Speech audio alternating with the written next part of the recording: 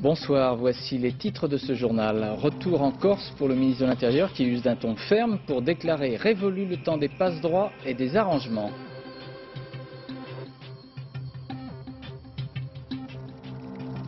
L'Allemagne décide l'abandon à terme de l'énergie nucléaire. La fin du retraitement des déchets allemands en France coûtera 30 milliards de francs à la Cogema. À Washington, le procès de destitution du président Clinton entre dans une phase décisive. Monica Lewinsky refuse de coopérer. Opération de piraterie dans le désert, la course Paris-Dakar victime de pillards, pas de blessés, les véhicules empruntés ont été retrouvés. À l'Olympia ce soir, c'est complet pour Neil Hannon et son groupe Divine Comedy, découverte de ce chanteur et de ses musiciens dans cette édition. C'est un discours musclé que le ministre de l'Intérieur, Jean-Pierre Chevènement, a prononcé en fin d'après-midi à Bastia, en Haute-Corse. Moins d'un an après l'assassinat du préfet Claude Érignac, le ministre vient réaffirmer son objectif de rétablissement de l'état de droit. Même si l'enquête n'a toujours pas abouti, même si, comme hier avec le bâtonnier d'Ajaccio, les conditions même de l'exercice de cet état de droit sont contestées.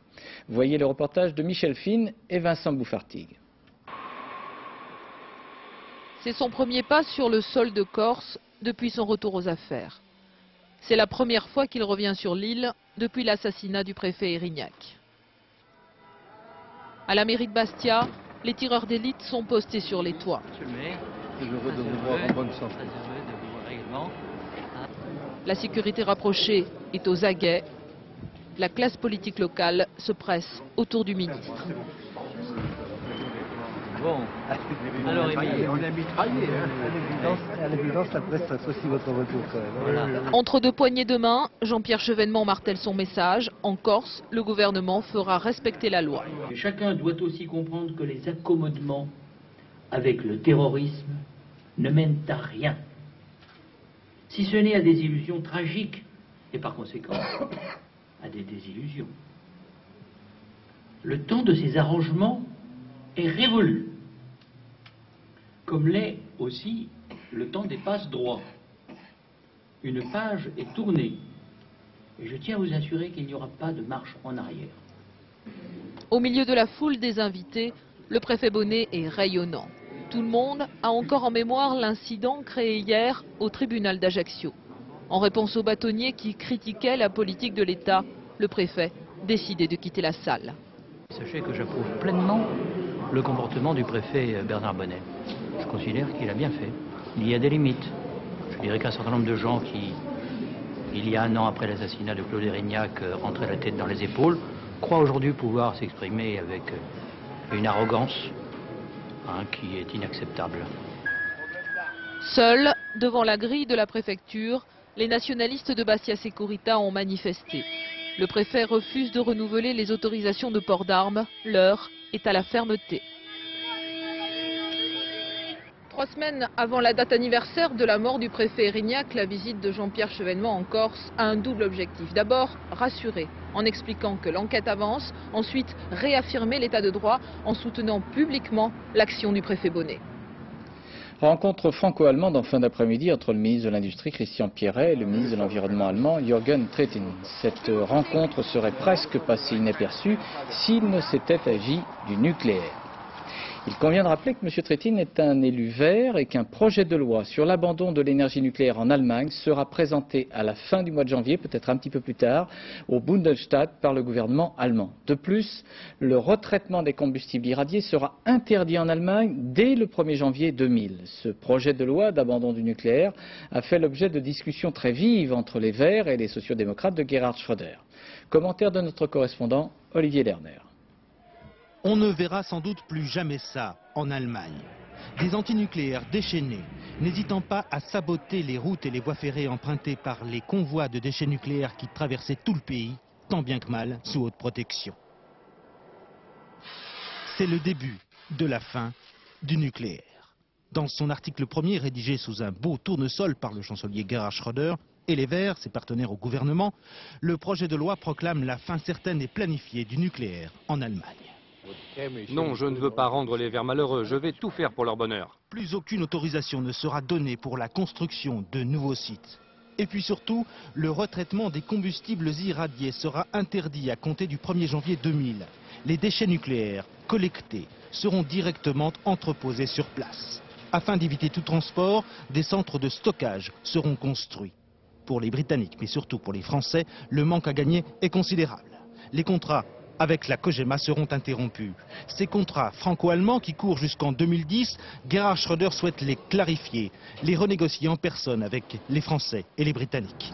En sortant de cette réunion historique où l'abandon du nucléaire a été co-signé par tous les participants, l'un des sociodémocrates les plus en vue en Allemagne est allé saluer des militants frigorifiés de Greenpeace.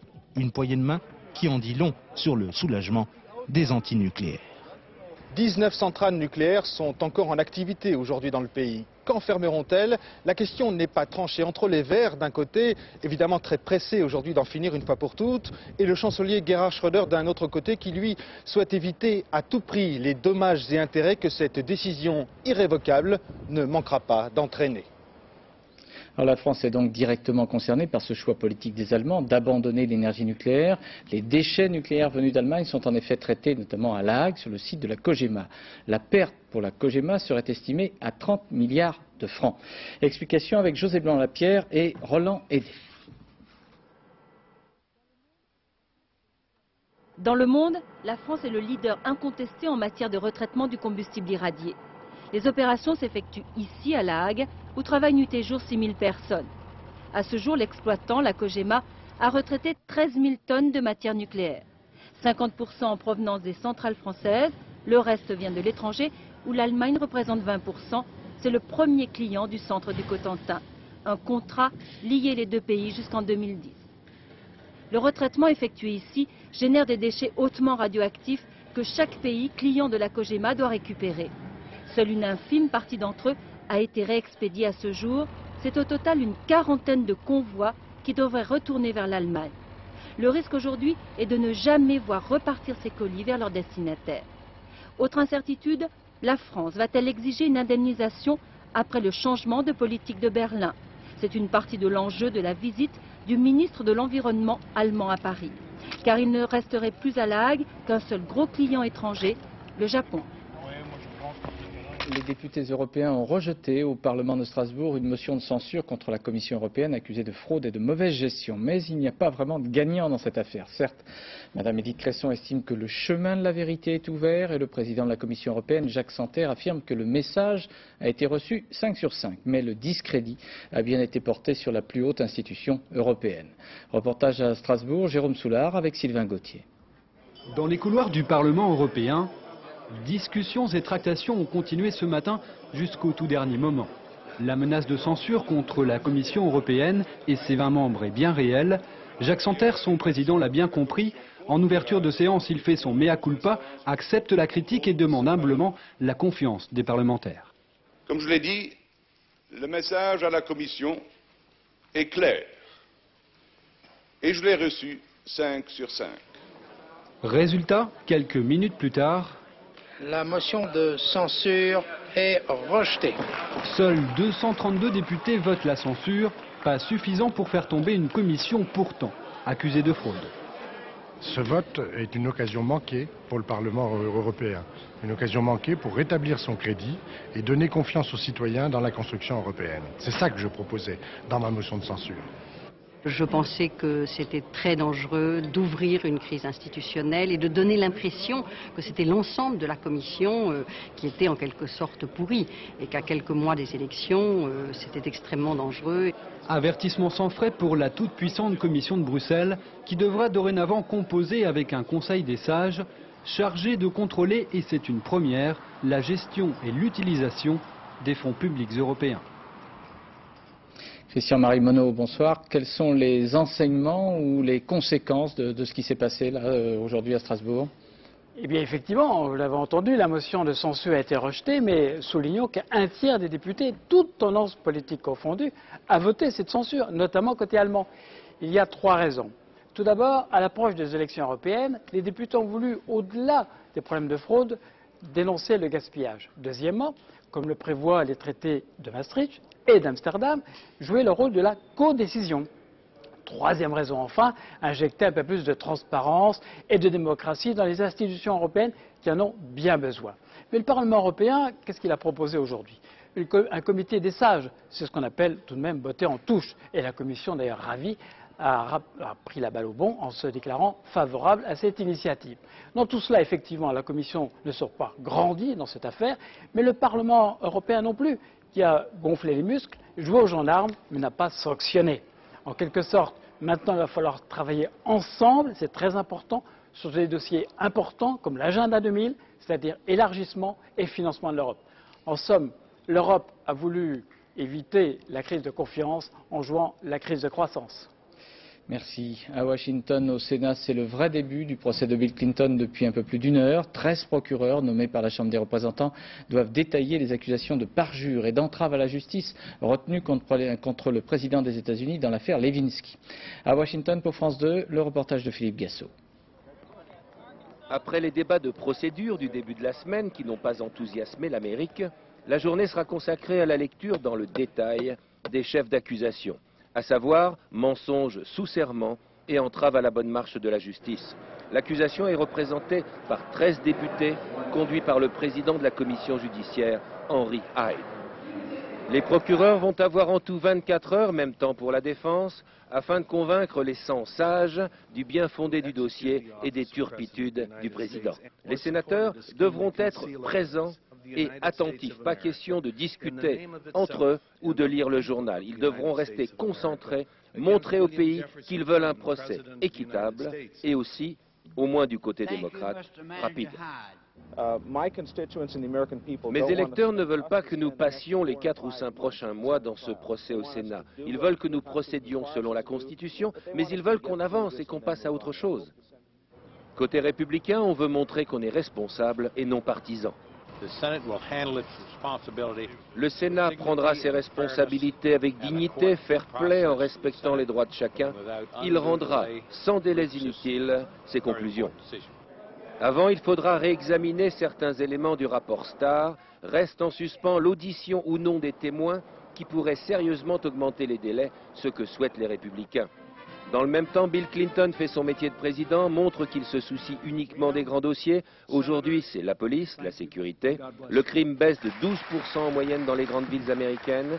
De quoi maintenir le président inculpé haut dans les sondages.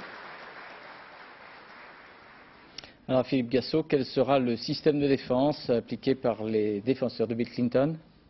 Eh bien, à la Maison-Blanche, on a décidé de plaider non coupable. Les avocats de Bill Clinton considèrent que ce qu'a fait le président, il a eu des gestes que la morale aurait tendance à réprouver, mais ne devrait pas entraîner l'impeachment. Et quand on regarde la Constitution américaine, si on a prévu d'écarter un président, c'est lorsque ce président met en péril la survie du pays. Or, ce n'est pas du tout ce que fait Bill Clinton. Des juristes ont examiné le texte et sont arrivés à peu près à la même conclusion. Donc, demain ou après-demain, les avocats de Bill Clinton vont essayer de faire passer le message derrière moi aux sénateurs.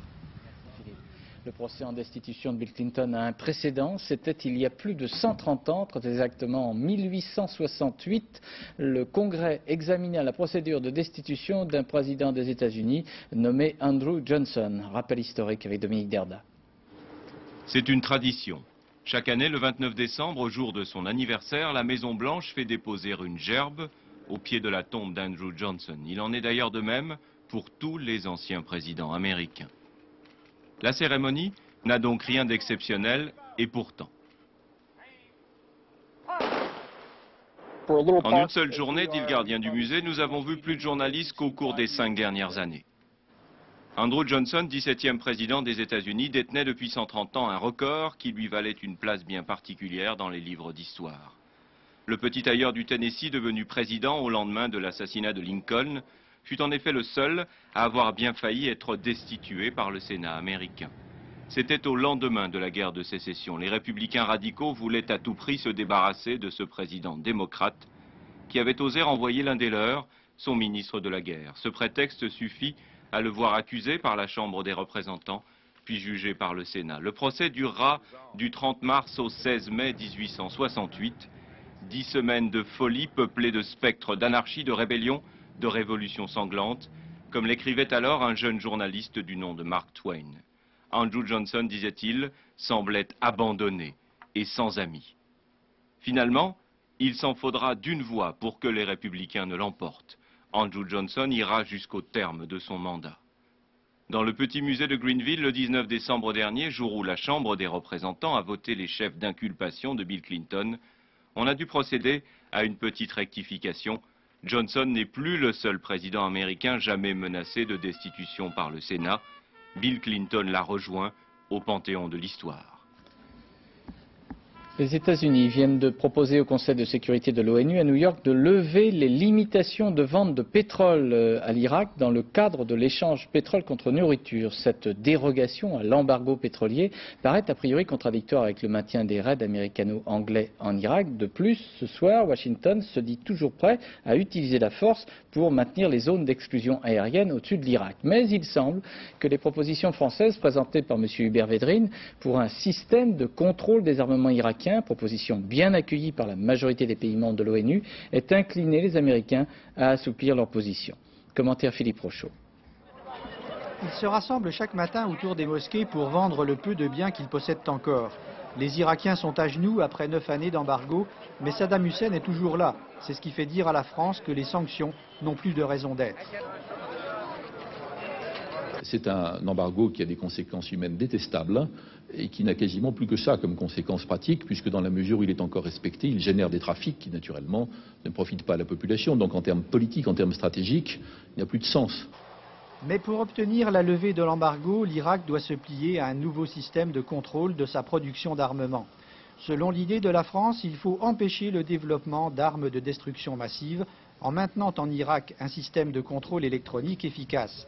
Mais il faut aussi travailler dans un autre esprit que celui de l'UNSCOM, la commission de contrôle des Nations Unies, repliée à présent à Bahreïn et dont les Irakiens refusent le retour. Paris veut ainsi lui substituer une commission de contrôle rénovée, acceptée par les Irakiens. Dans cet esprit, l'embargo sur les exportations de pétrole sera levé, coupant court à la contrebande née de l'accord pétrole contre nourriture. Mais il faudra créer un système de surveillance économique et financière. Si Bagdad joue la transparence et ne se sert pas de ses contrats pétroliers pour acheter du matériel d'armement à l'étranger, alors on aboutira au 4e point du programme, la levée des sanctions contre l'Irak.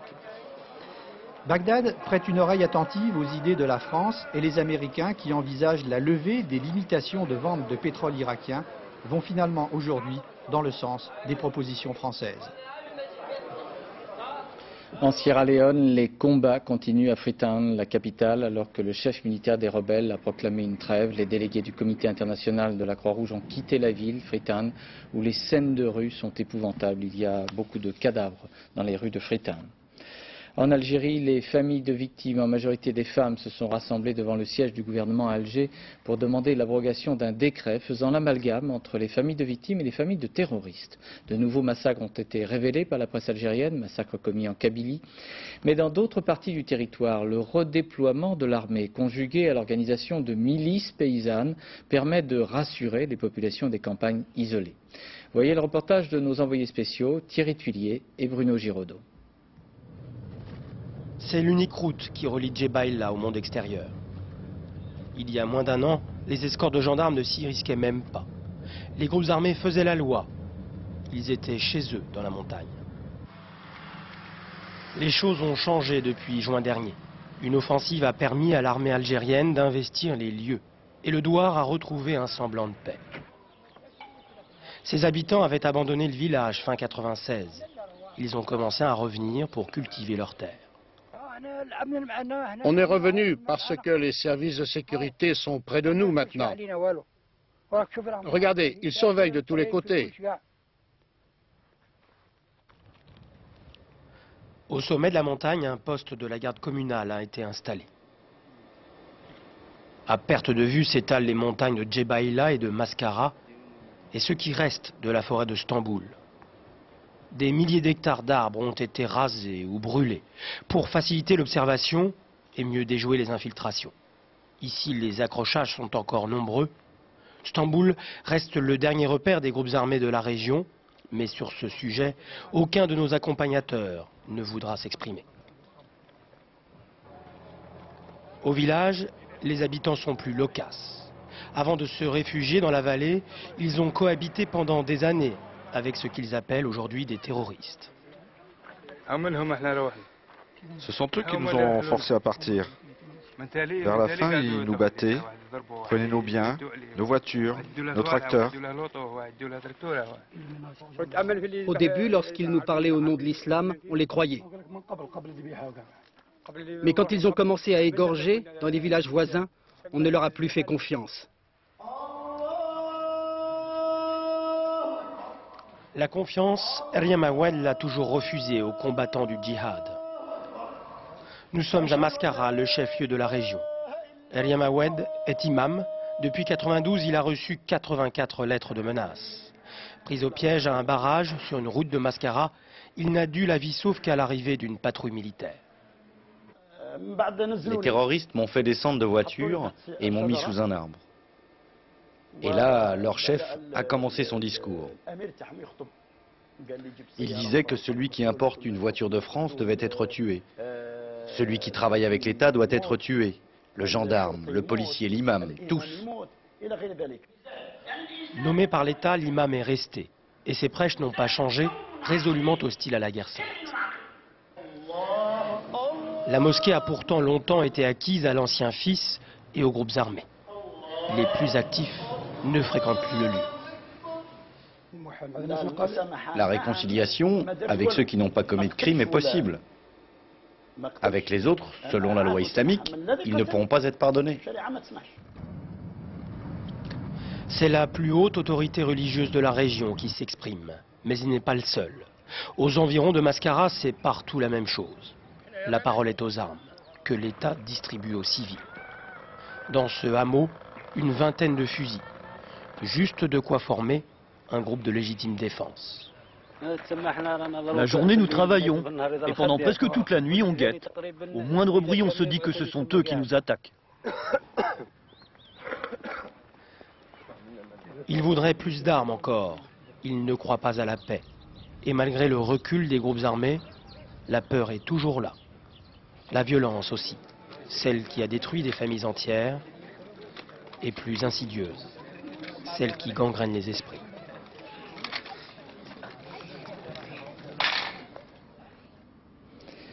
Deux jours après la dévaluation de la monnaie brésilienne et les conséquences boursières internationales, l'ambassadeur du Brésil en Grande-Bretagne n'a pas exclu une nouvelle dévaluation du réal, la monnaie brésilienne. D'après le ministre brésilien des Finances, 1,5 milliard de dollars ont ainsi fui le Brésil en raison de la dévaluation. Et puis il y a eu une nouvelle démission aujourd'hui encore à la Banque centrale de Sao Paulo et la bourse a chuté au Brésil de plus de 10%. À New York, les cotations de Wall Street étaient en très légère baisse. Le projet de train à grande vitesse en Floride pour lequel la technologie du TGV français Alstom avait été retenue serait remis en cause. Le gouverneur de Floride, M. Bush, le fils de l'ancien président, a décidé de cesser tout financement pour ce projet qui devait initialement, comme vous le voyez, relier Miami, Orlando et Tampa. Rubrique fait divers pour la course Paris-Dakar. La délinquance dans le désert, ça existe aussi. Hier soir en Mauritanie, des pillards ont dérobé des véhicules de concurrents de la course dans un scénario presque parfait. Reportage d'Nathanaël de Rinxin avec Pierre Le Petit. Les recherches menées par Hubert Auriol n'ont pas mis longtemps à aboutir. Les 3 camions dérobés cette nuit ont été retrouvés complètement dépouillés à quelques kilomètres seulement des lieux du braquage. Les pirates n'ont emporté que les objets de valeur. Dans les cabines de pilotage, seuls les appareils électroniques ont été dérobés. L'armée mauritanienne, sans doute vexée par ce spectaculaire hold-up, a repéré les traces des brigands, mais ils sont déjà loin. Ce matin, au bivouac, lorsque les concurrents se sont réveillés, ils ont appris horrifiés ce qui s'était passé. Quand on a un flingue sur la tempe, on réagit pas, on donne l'argent, on donne tout ce qu'ils veulent. Là, pas le choix. De 19h jusqu'à minuit, ils ont fait ce qu'ils ont voulu faire, à 50 km du bivouac. Ces images ont été tournées sur les lieux du braquage par Gérard Berlier, un des concurrents dévalisés, quelques minutes seulement après le départ des pirates. Les 50 victimes ont mis le feu aux herbes à chameau pour se réchauffer, pour se rassurer aussi et enfin pour retrouver leur véhicule éparpillé aux 4 coins des dunes.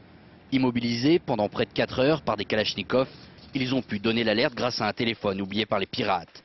Ensuite, ils ont regagné le bivouac de Tichit en convoi. Pour la direction du rallye, mobilisée toute la nuit, ce fait divers n'a rien de rassurant. L'an passé déjà, un camion avait été volé et des voitures avaient essuyé des coups de feu. Cette nuit, personne n'a été blessé, mais à l'avenir, il faudra sans doute renforcer la sécurité dans cette zone à risque, malgré la présence des militaires mauritaniens. Ils nous ont gentiment donné rendez-vous à l'année prochaine en nous remerciant, parce qu'il est plein d'humour en plus, et peut-être même entre Nouakchott et Dakar. Bon, Gérard Rolls, Gérard, dis-moi, ça ressemble à un western ou à une attaque de diligence, dites-moi. Oui, on peut presque sourire, Claude. C'est carrément le scénario d'un film de cow-boy avec l'énorme différence quand même. Les pistolets sont pas en plastique, c'était des vrais Kalachnikov. Et puis c'était des vrais bandits dont on dit d'ailleurs ce soir que ce seraient des rebelles Touaregs qui viennent du Mali. Alors ce qui est remarquable dans cette affaire, c'est que c'était une vraie opération commando. Tout était parfaitement organisé. Ils étaient une vingtaine, certains se sont occupés des voitures, ils les ont rangées en demi-cercle, ils ont allumé les feux. Ouais. Et puis certains gardaient de l'autre les concurrents, une quarantaine, ils les ont laissés parler ensemble, puis les appelaient. Propriétaire de la voiture 248, s'il te plaît, tu viens, on te fouille, on prend les papiers, on prend l'argent, et tu retournes là-bas. Par bonheur, il n'y a pas eu de violence physique. Ça, c'est vraiment bien. Il n'y a pas eu de blessés. Et c'est la raison pour laquelle Hubert Auriol a décidé ce matin, comme tout le monde a été libéré, de relancer la course. La course aujourd'hui a eu lieu dans de bonnes conditions. Et puis ça reste un très mauvais souvenir pour les concurrents qui ont perdu beaucoup d'argent. Certains, paraît-il, avaient même 240 000 francs dans un camion. Mais la bonne nouvelle aussi, c'est qu'on a retrouvé très vite donc les 3 camions. Nathanaël de Rinxan vous l'a dit tout à l'heure. Et cet après-midi, en avion, on a repéré les voitures. Il y a eu 2 voitures de télévision de volée, 2 voitures de presse également, voitures repérées, et des militaires mauritaniens sont sur le chemin vers la frontière du Mali pour essayer de les récupérer. Merci Gérard. Concernant l'insécurité, il faut rappeler les propos du Premier ministre qui s'est déclaré pas favorable au retrait des allocations familiales aux familles de jeunes délinquants. Le ministre Jean-Pierre Chevènement, qui avait avancé cette idée, ne s'est pas senti désavoué.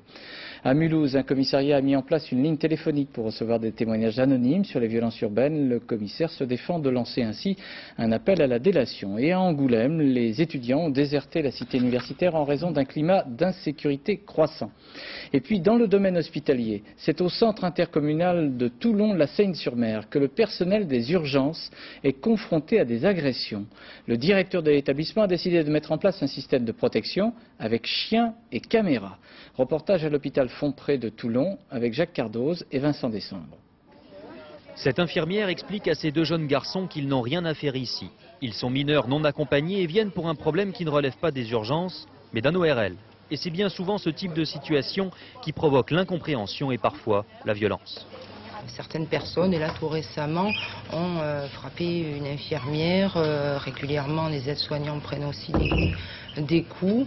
Alors ce ne sont pas généralement les patients eux-mêmes qui font preuve d'agressivité, mais surtout les accompagnants. Et parce qu'ils ne comprennent pas qu'on ne s'occupe pas de leur femme, de leur fils en priorité. La direction de l'établissement consigne chaque incident depuis 1 an.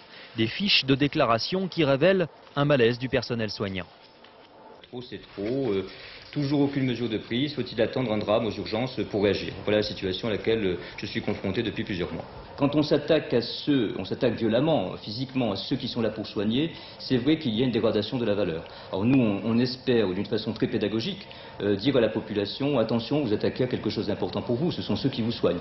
Alors nous prenons une mesure d'affichage forte, mais c'est une mesure que nous espérons pédagogique. Et ensuite, eh bien, si cette pédagogie porte ses fruits, nous reviendrons sur ces mesures. Des maîtres chiens et des caméras de surveillance à l'entrée du bâtiment, une mesure que la direction espère dissuasive. Car ici, médecins et infirmiers n'hésitent pas à qualifier les urgences de zone de non-droit.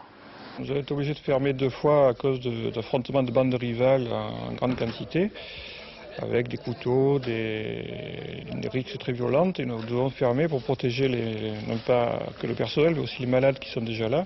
Selon la direction de l'établissement, Toulon ne serait pas une exception, même si ici des locaux particulièrement exigus participent encore un peu plus à une montée de la violence face à tout ce qui représente l'autorité ou les institutions.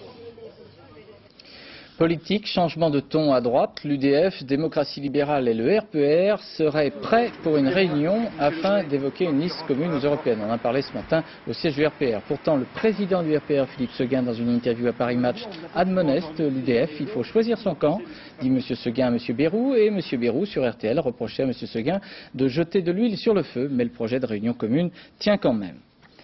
On a appris hier soir le décès de l'ancien président de la Ligue des droits de l'homme, Maître Yves Jouffat, militant pour les libertés toute sa vie. Maître Jouffat, avocat, fut membre de la Résistance et donc président de la Ligue des droits de l'homme de 1984 à 1991. À Orly et Roissy, le trafic aérien et les vols d'Air France ont été perturbés aujourd'hui par des mouvements de grève de quelques dizaines de personnes, perturbation de plusieurs heures. Ce sont les agents de maintenance CGT qui ont manifesté leur opposition à un récent accord sur la réduction du temps de travail, accord signé par les autres syndicats. Dans les Côtes-d'Armor, un peu plus d'une centaine d'éleveurs de porcs sont allés visiter des abattoirs à la recherche de viande d'origine étrangère. Le mécontentement des éleveurs de porcs s'est accru avec l'annonce d'un niveau record à la baisse du prix du kilo de porc, 5 francs 02, c'est le prix le plus bas depuis 1945. Publication d'une étude à Boston, aux États-Unis, sur les effets de la double mastectomie, c'est-à-dire la double excision ou amputation du sein. Dans ce pays, plus de 2000 femmes auraient été ainsi opérées de façon préventive. Elles avaient dans leur famille des personnes décédées, sœurs, mères ou parentes d'un cancer du sein. Il semble que cette double ablation puisse réduire de 90% les risques de cancer, mais au prix d'une véritable mutilation. Commentaire Jean-Daniel Flezaki avec Daniel Lévy.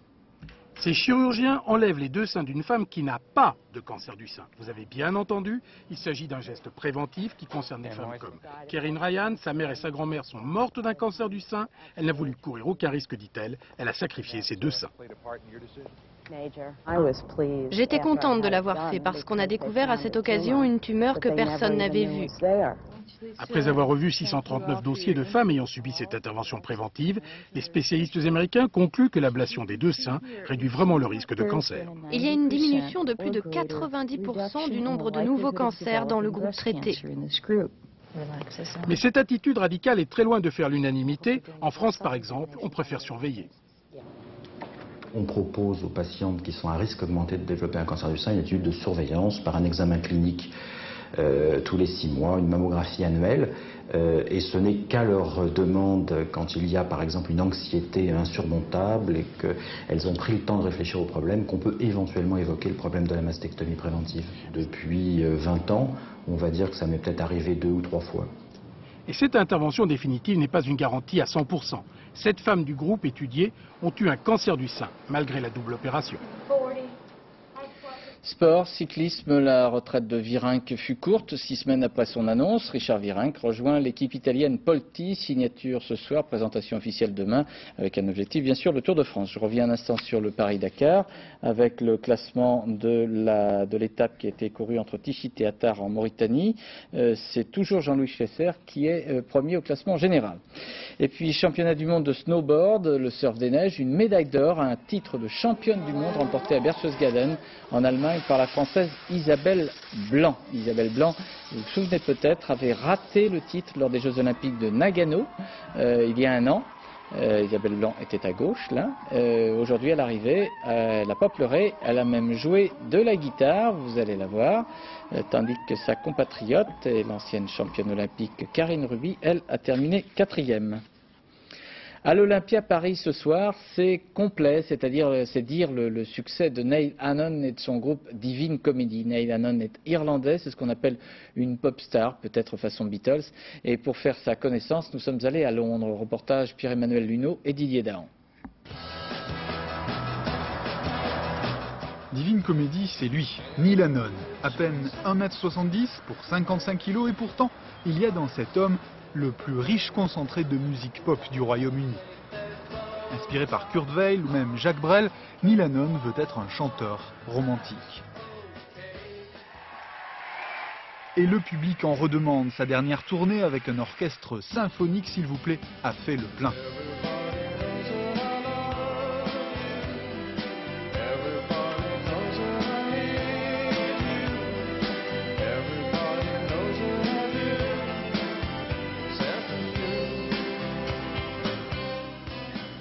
Neil Hannon vit aujourd'hui à Londres, mais c'est en Irlande qu'il a fait son éducation musicale. Son père, pasteur, lui apprend alors les bases de la musique classique.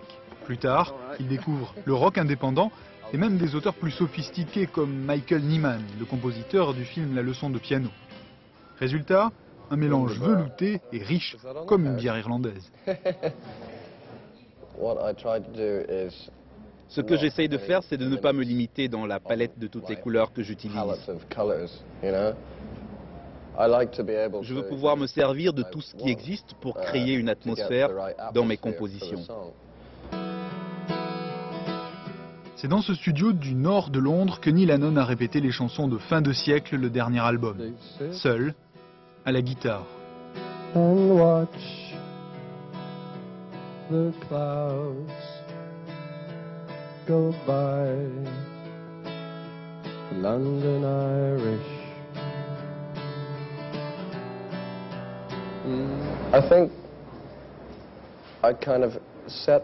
Je crois que je pourrais presque donner l'image d'une pop star branchée. Mais il faut aussi que les gens sachent que je ne suis qu'un banal petit mec irlandais.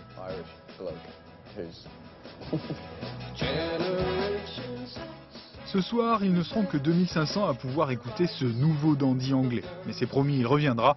De toute façon, il adore la France.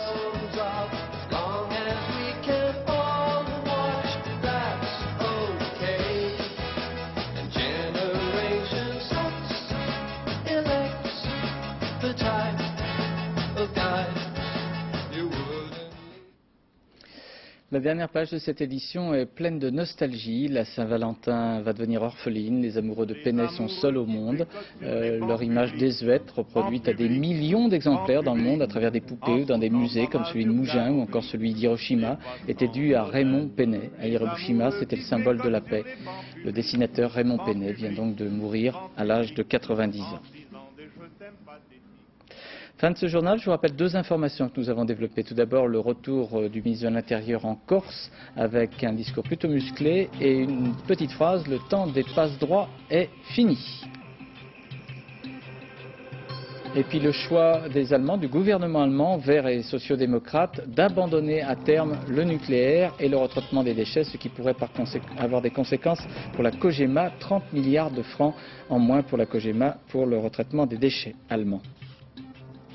Dans quelques secondes, la météo de Sophie Davant, puis le point route de Valérie Maurice, à 20h55 envoyé spécial, le magazine de Paul Naon et Bernard Benjamin, suivi à 23h10 du Souffle au cœur, le film de Louis Malle. Le dernier journal, c'est à 1h10 avec Laurence Ostolaza, puis le bivouac. Demain à 13h, vous retrouverez Carole Gessler et Rachid Arabe, et puis à 20h, Béatrice Schoenberg. À lundi, bonsoir, merci.